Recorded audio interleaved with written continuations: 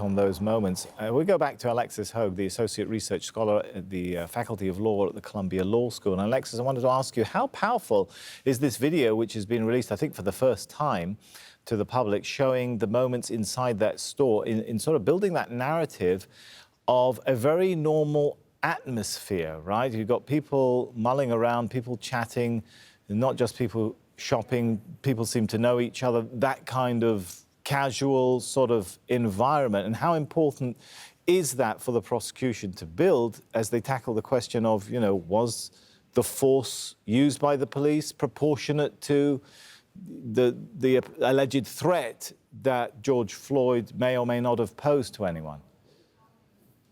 This is critical evidence for the jury to see, and it supports the state's theory that George Floyd was not a threat. And I think it really speaks to the fact that in the United States, there is a presumption of criminality and dangerousness that society and law enforcement assigns to Black people. George Floyd was shopping. He may have been or appeared to be high. That's according to Christopher Martin, who testified this morning. But you can see in that video image, he is minding himself. He's not engaging with anyone in a threatening manner. He's waiting. He's patient. And this very much buttresses the state's case and the characterization that the response that we see from Derek Chauvin just moments later is outsized and unreasonable. Now, when we get to the moments of the arrest, it's going to be a little more trickier, right? When it comes to trying to find images or audio or anything to show what happened when police actually tried to arrest him. How challenging is that going to be? It will be a challenge, but it's not insurmountable.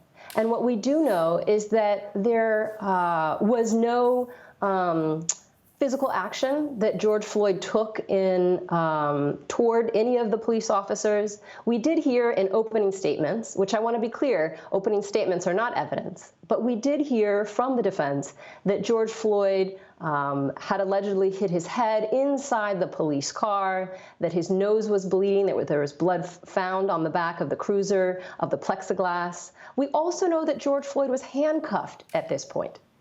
And so what we know, even from the defense's theory, is that George Floyd did not pose a threat to law enforcement.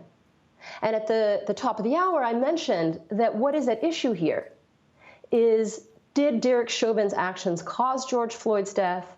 And were Derek Chauvin's actions reasonable? And I think what's important to note, and John, who provided commentary just earlier, is did Derek Chauvin cause? And under the elements of the charges that Derek Chauvin faces, his actions do not need to be the sole contributing factor.